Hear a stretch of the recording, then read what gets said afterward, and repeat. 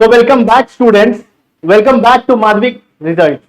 मैं आपके इंग्लिश का मेंटोर प्रणव झा एक बार फिर से आपका स्वागत करता हूं अपने सेशन में। आज हमारा एंटीनिम का कौन सा सेशन है? आज हम एंटोनिम का फोर्थ सेशन में आप पहुंच चुके हैं। धीरे धीरे हम वर्ड सीख रहे हैं और आगे बढ़ रहे हैं। ठीक है, तो ये सेशन लगातार कंटिन्यू रहेगा। चलिए आज हम पहले वर्ड पे आते हैं जो है पॉइस्ट। पॉइस्ट का मतलब होता है put forward as a fact और as a basis for an argument. कोई भी शब्द जो आर्ग्यूमेंट का आधार हो उसको आप क्या कहते हैं? पॉइस्ट। मैं इसके एंटोनिम पे आऊं तो पहला एंटोनिम इसका नेग्लेक्ट हो जाएगा, दूसरा है आपका इग्नोर और तीसरा है रिजेक्ट। कोई भी बात को अगर आप निष्कासित कर देते हैं या उसमें आप इंटरेस्टेड नहीं है तो उसको आप क्या कर रहे हैं? रिजेक्ट कर रहे हैं, उसको इग्नोर कर रहे हैं या नेग्लेक्ट कर रहे हैं। Right now the second word of the day is disorderly. Disorderly मतलब ऐसा चीज जो साजो सजावट के साथ ना रखा गया हो, जो बिखरा हो, टाइडी ना हो, उसको आप क्या कहते हैं? डिसऑर्डरली। लैकिंग ऑर्गेनाइजेशन या अनटाइडी। इसका एंटोनिम्स क्या हो जाएगा? ऑर्डर्ड, ऑर्गेनाइज्ड या सिस्टमेटिक। ऐसी चीजें जो ढंग से एक जगह पे रखी गई हो उसको आप ऑर्डर्ड कहते हैं, सिंक्रोनाइज कहते हैं, राइट, या सिस्टमेटिक कहते हैं। Coming to the third word is glossy. Glossy मतलब ऐसा सरफेस होता है जो कि शाइनी हो या स्मूथ हो, राइट। इसका एंटोनिम की मैं अगर बात करूं तो क्या हो जाएगा? डल, रफ या unpolished. Now the fourth word is feasible. Feasible मतलब होता है possible and practical to do easily या कॉन्वीनियंटली। एक ऐसा चीज जो बड़े आराम से किया जा सके उसको आप क्या कहते हैं? Feasible, right. इसका एंटोनिम क्या हो जाएगा? इम्पॉसिबल, इम्पॉसिबल या इम्प्रैक्टिकल। एक ऐसा चीज जो ढंग से ना किया जा सके उसको आप क्या कहते हैं? इम्पॉसिबल, इम्प्रैक्टिकल या impossible, right. Coming to the fifth word avow. Avow मतलब होता है असर्ट और कन्फेस ओपनली। कोई चीज अगर आप सामने से आके कबूल कर ले रहे हैं या खुल्लम खुल्ला आप कबूल कर रहे हैं तो उसको आप क्या कहते हैं? अवो, राइट। इसका एंटोनिम क्या हो जाएगा? डिस अवो, डिस्प्यूट या डिसेंट। आस्क का मतलब आपको पता है, आस्क मतलब पूछना होता है, राइट। तो say something in order to obtain answer, right. किसी चीज के उत्तर के प्रलोभन में कोई चीज पूछा गया उसको आप क्या कहते हैं? आस्क। इसका एंटोनिम क्या हो जाएगा? रिफ्यूज, कमांड या इंसिस्ट, राइट। उसके बाद जो वर्ड है वो है एसोसिएट। एसोसिएट का मतलब होता है अ पार्टनर और कंपेनियन इन बिजनेस और एट वर्क। कोई भी व्यक्ति जो आपके साथ बिजनेस या काम में आपके साथ है उसको आप क्या कहते हैं? अपना एसोसिएट। इसका एंटोनिम क्या हो जाएगा? हिंडरर। हिंडरर एक ऐसा व्यक्ति होता है जो आपको आगे बढ़ने से रोकता है या आपके काम को रोकता है, उसको आप क्या कहते हैं? हिंडरर। इसका दूसरा वर्ड क्या है? ओपोनेंट। ओपोनेंट मतलब आपके अपोजिट साइड वाला व्यक्ति या rival, right. Coming to the eight word क्या है आपका? अश्योरेंस। अश्योरेंस का मतलब होता है a positive declaration intended to give confidence, a promise, right. Assurance मतलब किसी को एक रीअश्योरेंस का भाव देना, राइट, कि आप मतलब कोई चीज जो है उनके लिए कितना जरूरी है, राइट। या अगर आप फिर से किसी को एक्सप्लेन करके उसको कंफर्टेबल फील करा रहे हो तो उसको अश्योरेंस कहा जाता है। इसका ऑपोजिट क्या हो जाएगा? डिसमे, डाउट या misgiving. Coming to the ninth word that is meticulous. Meticulous मतलब होता है वेरी केयरफुल एंड प्रिसाइज। बड़ी छोटी चीज और बड़े अच्छे तरीके से किया गया उसको आप क्या कहते हैं? मेटिकुलस, ठीक है। इसका एंटोनिम क्या हो जाएगा? केयरलेस, इम्प्रिसाइज या inaccurate, right. Coming to the tenth word of the day that is synthetic. Synthetic मतलब होता है ऐसी चीज जो मैनमेड हो, जो नेचुरली आपने नहीं बनाया हो, उसको आप क्या कहते हैं? Synthetic, right. इसका उल्टा क्या हो जाएगा? जेन्युइन, रियल या नेचुरल। जेन्युइन मतलब होता है कोई ऐसा चीज या वस्तु जो इंसान ने नहीं बनाया है। रियल मतलब भी होता है एक सच्चा वस्तु। और नेचुरल मतलब भी क्या होता है? जो प्रकृति के द्वारा आपको मिलता है उसको आप क्या कहते हैं? नेचुरल। नेक्स्ट वर्ड है आपका स्टेड फास्ट। स्टेड फास्ट मतलब होता है डिफिकल्टली फर्म एंड अनवेवरिंग, राइट। डिफिकल्टली, ये यहां है ये ड्यूटीफुली फर्म। क्या हो गया?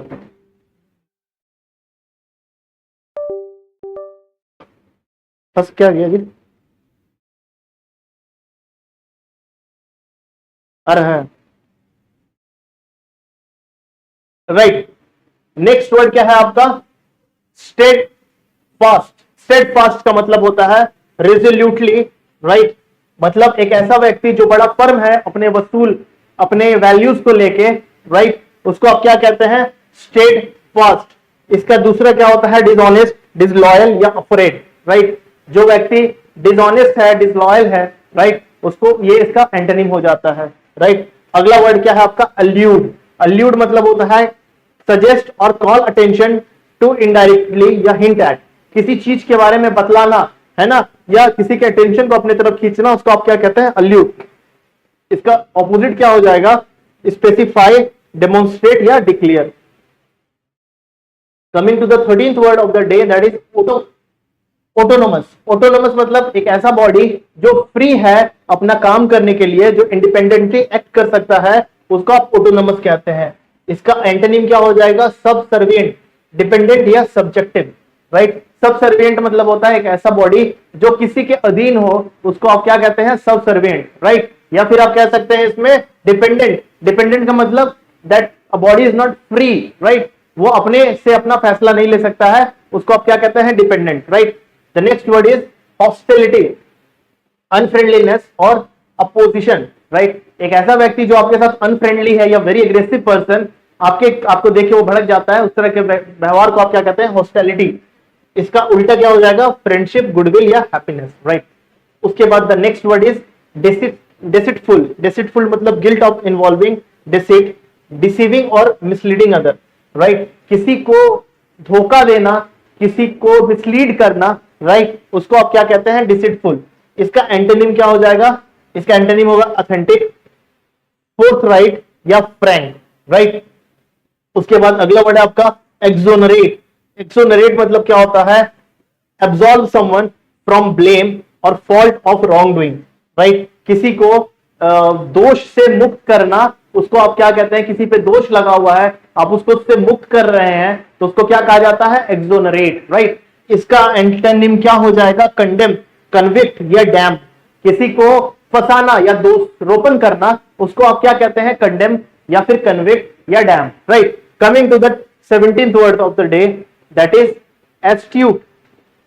एस्ट्यूट का मतलब होता है हैविंग और showing an ability to accurately assess situation और people and turn this into one advantage, right. किसी भी व्यक्ति या समय को समझ के उस हिसाब से काम करने को आप क्या कहते हैं? Astute, right. इसका एंटोनिम क्या हो जाएगा? इडियोटिक, शैलो या स्टॉलिड। इसका मतलब इडियोटिक मतलब क्या होता है? एक व्यक्ति जो समय को एसेस नहीं कर पाता है, उसको आप क्या कहते हैं? इडियोटिक या फिर शैलो या स्टॉलिड। उसके बाद अगला है अटेन। अटेन का मतलब होता है सक्सीड इन अचीविंग, किसी चीज को पा लेना, किसी चीज को हासिल कर लेना, इसको आप कहते हैं अटेन, राइट। इसका एंटोनिम क्या हो जाएगा? अबैंडन, फेल या फोर्टिफाई। किसी चीज को रोक देना, किसी चीज को खत्म कर देना, उसको आप अबैंडन, फेल या फोर्टिफाई कहते हैं। उसके बाद अगला वर्ड है आपका फ्लोरिड, हैविंग टू रेड और flushed complexion, right. Having a red और फ्लैक्स कॉम्प्लेक्शन मतलब जिसका चेहरा लाल हो, है ना, या बड़ा फेयर कॉम्प्लेक्शन हो, उसको आप फ्लोरिड कहते हैं। इसका उल्टा क्या हो जाएगा? पेल, नेचुरल या इन एलाबोरेट, राइट।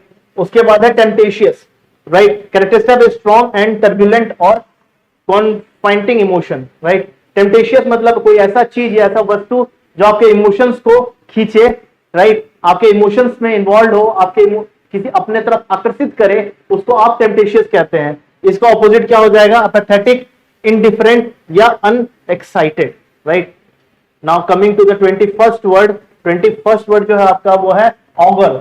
ऑगर का मतलब होता है एन इवेंट और क्रिटिसिज्म प्रोटेंडेड अ गुड और बैड आउटकम।